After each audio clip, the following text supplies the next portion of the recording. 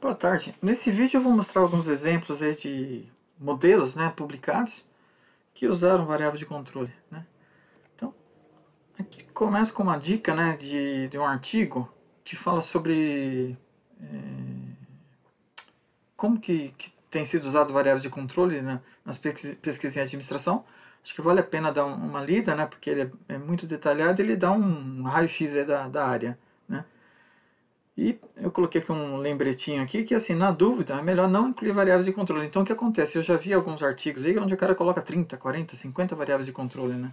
Só que ele nem discute por que ele está incluindo. Ele acha que aquilo lá é meio que aquela ideia. Eu quero explicar, eu quero evitar que tenha outras explicações alternativas, então eu boto controle de tudo, 50, 60 variáveis.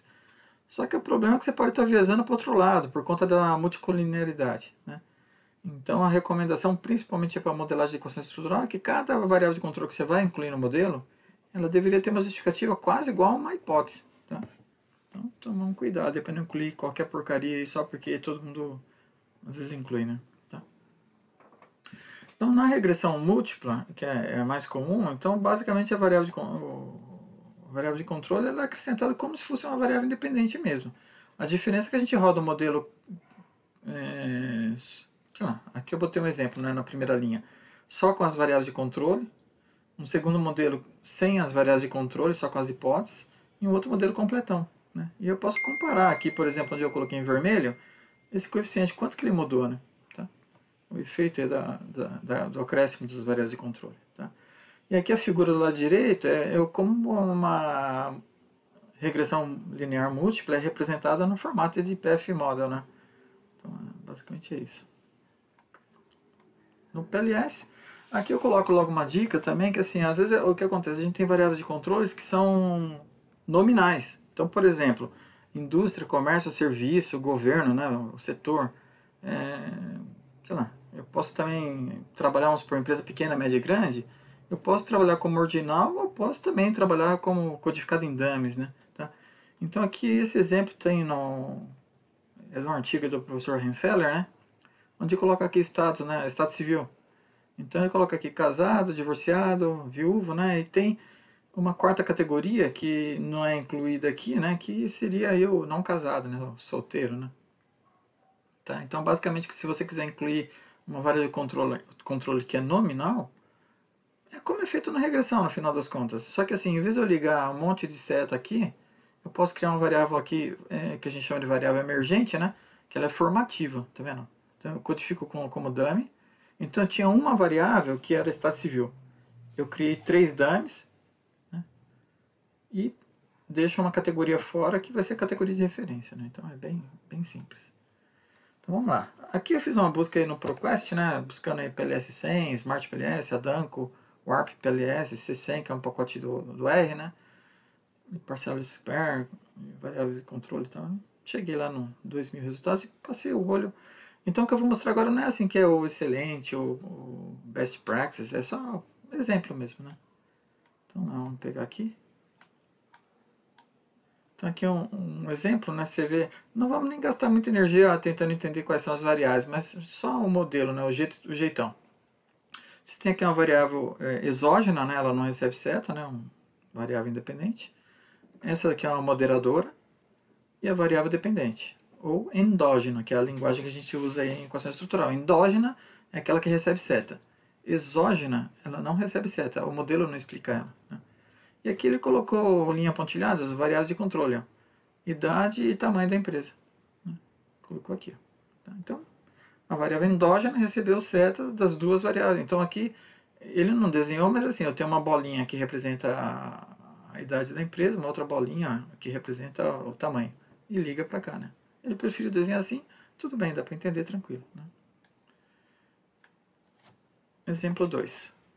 Aqui o que acontece? Do lado esquerdo eu tenho uma variável, 2, 3, 4. Tá? E tem aqui, ó, essa daqui mandou seta para as duas, né? Para cá e para cá, e aqui também mandou para as duas, né? Então eu tenho a hipótese H1A, H1B, H2A, H2B. Beleza. Aqui embaixo tem ainda moderadores, né? E aqui do lado direito ele colocou variáveis de controle, né? Tá vendo? Essa aqui manda seta para as duas, essa aqui manda seta para as duas. Então nesse modelo, essa aqui é exógena, não recebe seta. Aqui endógena e endógena, recebe seta, né, das hipóteses. E a de controle está mandando seta para endógena. Então eu coloquei aqui as duas variáveis endógenas recebem duas setas das variáveis de controle, né, que é o tamanho da empresa de novo, e aqui ele chama de inovação aí de produto e serviço. Né. Então, aí tem que ler o artigo para poder entender o que são essas coisas. Né. Exemplo 3. Então aqui você tem a 1, 2, 3 exógenas, 1, 2 endógenas, né? Desempenho operacional e financeiro. Né? E aqui ele colocou variáveis de controle, ó. 1, 2, 3, 4. 4 variáveis de controle. Né? Tamanho da empresa, idade, que seria o setor, né? E desempenho passado. Né? Aqui onde está desempenho passado pode ser provavelmente, né, desempenho operacional do ano anterior ou coisa do tipo. Né? E aqui desempenho financeiro do ano anterior. Então, ou pode ser alguma outra forma de medida, mas são 4 variáveis de controle. Né? Então, as duas variáveis endógenas receberam 4 setas. Tá? Então, é isso que é importante. Tá? Apesar dele desenhar aqui que a gente vê uma setinha só, eu tenho 4 variáveis de controle. Mais um exemplo. Ó, aqui, 1, 2, 3. Então, basicamente, eu tenho uma variável exógena. Aqui, ó, uma endógena, outra endógena. Esse aqui é um modelo que a gente às vezes fala que é uma de mediação, né? Porque essa aqui ela faz o papel de mediadora. Né? E ele colocou aqui a variável de controle e variável de controle, tá? Afetando as duas endógenas. Então tem lá a idade, 1, 2, 3, 4, 5, 6, 7, 8, 9 variáveis de controle. Tá? Então basicamente é isso. Então aqui ele não desenhou 9 setinhas, mas a gente entende que é isso. Tá? Beleza. Aqui um outro exemplo aí também que eu preferi copiar direto o resultado, né? Ele colocou aqui, ó, tá vendo? Ó, controle 3, onde eu coloquei o vermelhinho para destacar, né? Então esse aqui é o grupo, vai. Controle 4, controle 2. Na verdade é a mesma variável, só que em vez de ele criar uma bolinha e ligar com todo mundo, ele preferiu fazer assim, né? Tá? Mas é group, group, group. Cadê o outro? 1, 3, 4 e 2. É isso mesmo. Ele fez no sentido anti-horário. 1, 2, 4 e 3. Tá. Então é isso. E a gente repara que ele ligou nas endógenas. Então, ó, essa daqui, por exemplo, ó, ela não recebe seta. Ela é exógena. Ela manda seta para cá, então essa aqui recebeu controle. Essa aqui recebe 3 setas, ó, e também recebeu controle aqui. Essa aqui recebe 2 setas de hipótese e também tem a do controle. E aqui embaixo recebe uma seta de hipótese e uma de controle. Tá? Beleza, então ele ligou o controle em todas as endógenas. Né? Aqui um outro exemplo, né, onde tem esse modelo aqui, capacidade absortiva e tal. Então ele ligou o tamanho da empresa e a idade aqui no desempenho final. Né? Então, e aqui eu levanto a questão, o controle eles atuam apenas nessa relação? Então, quer dizer, se o tamanho e a idade influenciam só nessa relação aqui, então o modelo está correto. Quer dizer, basta eu colocar a seta aqui e eu controlei a influência dessas duas variáveis na relação dessas outras duas. Né? Mas o que eu poderia levantar a lebre é o seguinte. Se eu entender que o tamanho da empresa e a idade influencia essas outras relações também, eu deveria incluir essa seta para cá também, tá? Para controlar essas outras duas relações. Então até coloquei aqui pontilhado. Então assim, ó, eu tenho essa relação e essa relação. Então eu teria que mandar a seta para a variável endógena. Essa endógena, pensando aqui no modelinho que está pontilhado em vermelho. Tá? Então eu botei aqui interrogação porque aí tem que conhecer o assunto, né? E não é chutado assim, né? E também se eu achar que tamanho e idade influencia todas as relações do meu modelo, eu deveria mandar para todas as variáveis endógenas. Tá? Então, de novo, né, explicar, justificar, explicitar. Né? Então, a gente não pode deixar subentendido para o leitor. Né? Acho que sempre é possível explicar. Bom, aqui é a mesma jogada, mas agora separando artigos que usaram equação estrutural baseada em covariância. Né? Então você vê que o modelo é tudo parecido, né? Eu tenho aqui 3 variáveis que eu chamo de fator interno, mais 2 de externo, né? E aqui sucesso da empreendedora feminina, da mulher empreendedora, né? Tá? E aqui como controle ele usou aqui status de trabalho, que entrou aqui como uma variável dummy, tá vendo? Tempo completo ou tempo parcial, né? E nível educacional, tem aqui 2, 4 níveis, que é uma variável ordinal, né? Mas incluiu direto na variável endógena também. Aqui um outro exemplo, você vê que aqui o que acontece? Eu tenho do lado esquerdo 1, 2, 3, 4 variáveis exógenas que mandam seta para essas duas endógenas, né? E eu tenho aqui em cima tenor, level, gender, que está como variável de controle. Então eu tenho 3 áreas de controle e as 3 mandaram seta para as duas endógenas, né? Basicamente é isso. Mais um exemplo. O que acontece também é bem comum, a gente vê o modelo onde o cara representa as hipóteses, só que a variável de controle ele não desenha no gráfico, na figura. E fica ruim para quem está lendo, porque a gente fala, putz, onde que ele ligou esse negócio? Eu vou ter que olhar no resultado, para a partir do resultado tentar entender o que ele fez, né? Então aqui ele fala que eu tenho 1, 2, 3, 4, 5, 6 variáveis de controle, né? Mas ela liga onde? Só no final ou liga na atitude também? Tá por aqui eu não sei. Mas olhando o resultado, dá para ter uma ideia. Então, no resultado, ele apresenta aqui, tá vendo? Daquelas 1, 2, 3, 4, 5, das 6 variáveis de controle, o que continuou como significante foi só essa aqui, ó. Ele separou em 2 grupos de, eu não sei se é de pessoas ou empresas, tá? Acho que são pessoas, né? Então, daquelas 6 variáveis, ficou significante aqui. E aqui embaixo, tem uma relação aqui significante e uma outra aqui, ó, gênero. Então, o que eu entendi? Olhando o resultado, eu entendi que na verdade essas 6 variáveis, ele ligou 6 setas para cá e 6 setas para cá, né? 6 na atitude e 6 na intenção. Ele rodou o modelo e manteve aquilo que foi significante, tá? Basicamente é isso. Mais um exemplo aí. Aqui também você vê que você tem alianças, né? Eu botei aqui o que é competências para inovação, CONIN.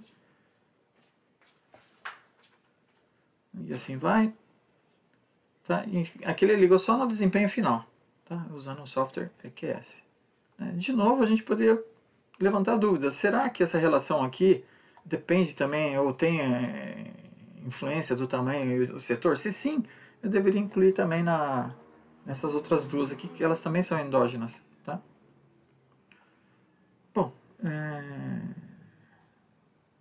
aqui é um trecho do artigo, né? Ele não explica como é que ele entrou com o setor no modelo, aqui indústria, né? Mas ele fala que são 18 setores, tá? Então o que eu entendo, assim, um jeito de fazer isso seria modelar usando dummies, né? Então se eu tenho 18 setores, teriam que ter 17 dummies, tá? E modelar como formativo. Só que essa explicação não está no artigo, né? Então, para quem está lendo, fica difícil. Mais um aqui. O que acontece? Eu tenho aqui trabalho significativo, empregabilidade, e a gente inclui como variável de controle o gênero, idade e escolaridade, né?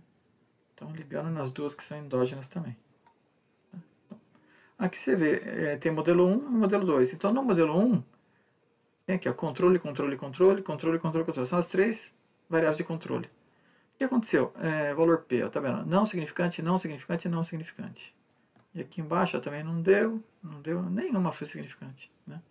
Então depois o modelo 2 a gente rodou ele sem as variáveis de controle. E o que é interessante, se você comparar os coeficientes aqui, são betas, né? Ó, aqui 69 e aqui 65. 23 e 26. 809 e 820. Quer dizer, não teve uma grande mudança mesmo, né? Então, só para mostrar o uso aí. Então, resumindo, né, a variável de controle ela pode ser numérica, ordinal, dummy, ou pode ser nominal, codificada como dummies, né? Então, isso não tem problema. Só que a gente tem que justificar a inclusão dessas variáveis no modelo, tá? Então, isso tem que ter pelo menos um parágrafozinho justificando cada variável de controle, né? Aqui essa sequência aqui de modelos eu vou comentar em outro slide, mas basicamente a gente teria que rodar um modelo com as variáveis de controle, sem as variáveis de controle, para poder ver qual a contribuição delas, a influência delas nos betas, né? Acho que esse é o ponto, tá?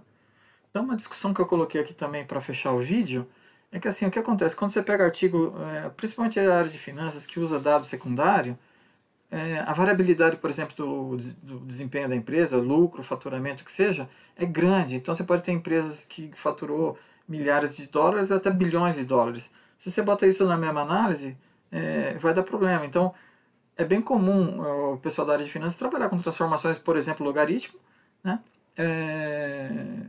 Ou usar, às vezes, o tamanho da empresa como controle. Tá? Agora, o que acontece? Quando a gente trabalha com equação estrutural, é muito comum a gente usar escalas do tipo Likert para medir desempenho da empresa.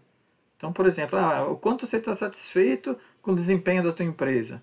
Então eu posso dar uma nota lá de 0 a 10, por exemplo. Tá?